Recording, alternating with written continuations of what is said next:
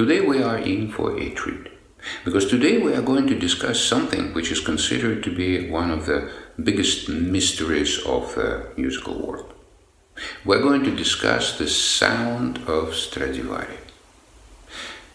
Stradivari is arguably the best violin maker in the world.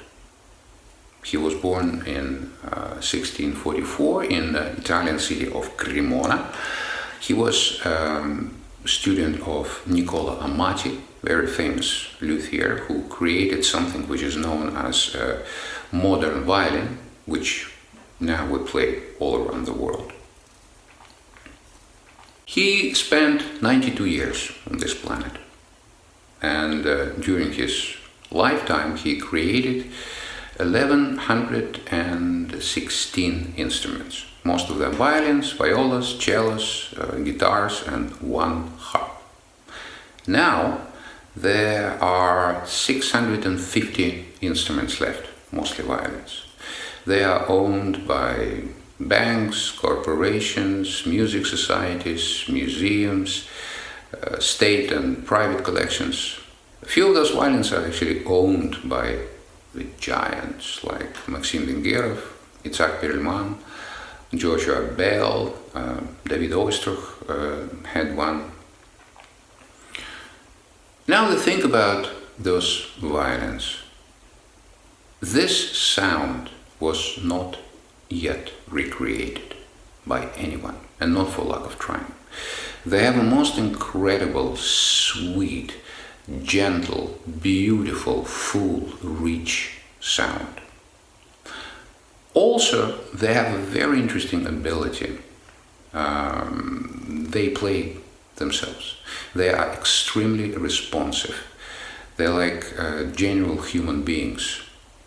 They give more than they receive. Many years ago, I was lucky enough, I was given a chance to play Strad. And I spent about 20 seconds, and then I chickened out. I was afraid. Honestly, I was afraid that something will happen with this instrument.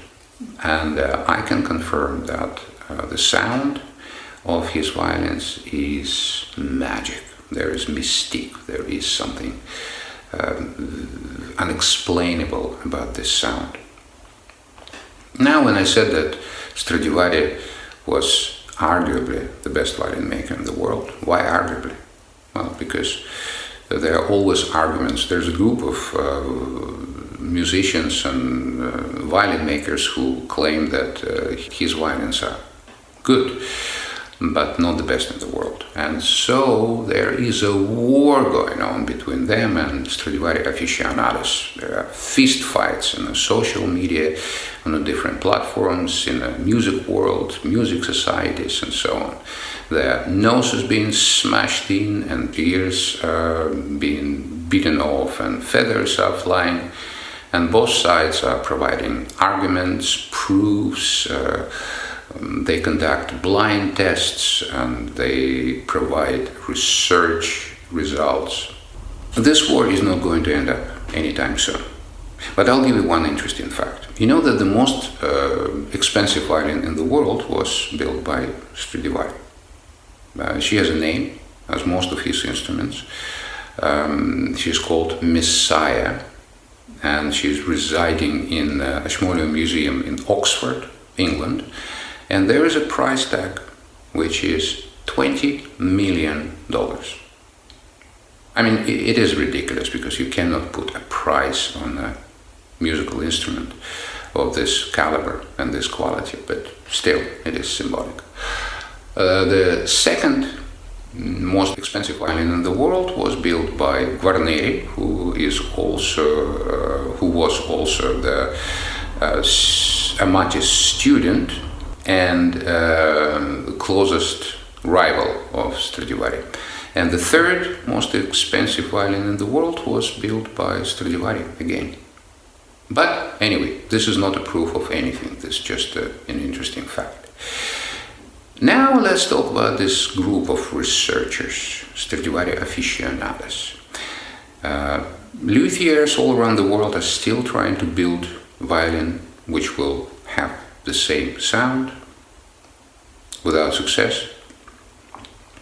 And researchers of all sorts are working day and night. They use every known to humanity technique. They use 3D lasers, CT scans, X-rays, the chemical analysis, the sonic acoustic analysis. They do measurements. They do everything possible to try to find out what the secret is. And there are announcements being made every month that, wow, now we know the secret. It's because of this chemical which was used in treating wood, or it's because of this particular shape, or it's because of this varnish, and so on and so on. But even though this secret has been discovered regularly, there's still nobody who can build the violin with the same sound. It just doesn't happen. I'll give you one interesting example. There is a luthier from America, a very famous luthier, one of the best, and he teamed up with a group of scientists from Texas University, and they made CT scans of the violin, hundreds of them. And then they used CNC machine, which is some kind of 3D printer builder, which is operated by computer. So they loaded all this information, all this data onto the computer, and they recreated an exact, perfect copy, replica of one of the Stradivari violins.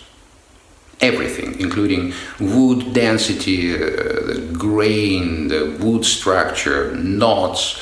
They did a full chemical analysis of varnish, and they recreated this varnish.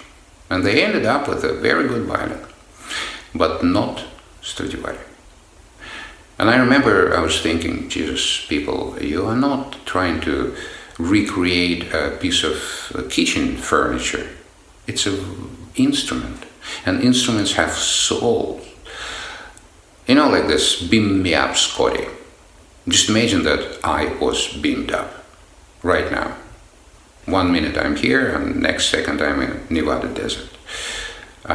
So this creature which will appear in Nevada desert will be a perfect copy to a molecular level,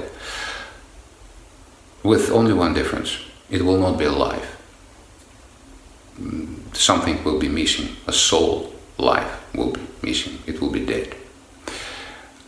So I was just wondering, in trying to solve this mystery, there's a lot of technology being involved, and everybody is concerned about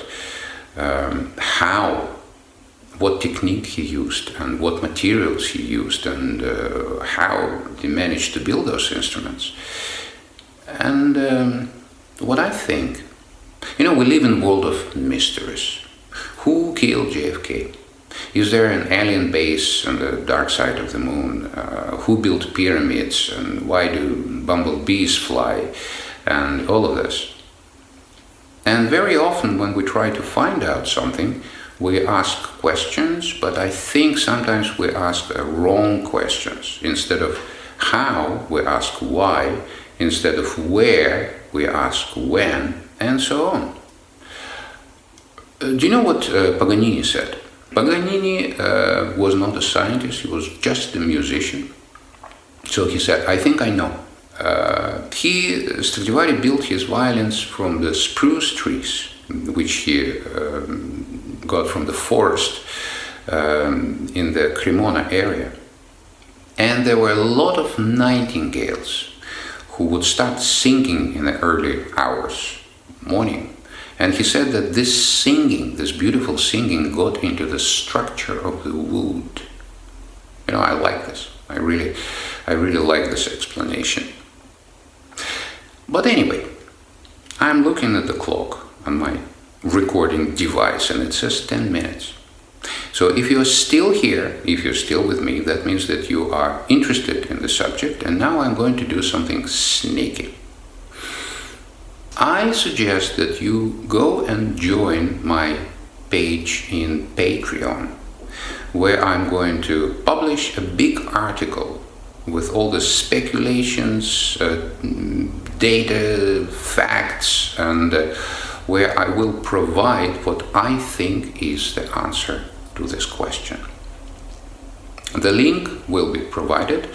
I will be very happy if you go there, if you join this page, if you read this article. If you disagree, you might say that this is all lots of rubbish, or you might offer your own explanation. Let's see. But for the moment, thank you for listening. Happy days, good luck, all the best, and I hope to see you soon.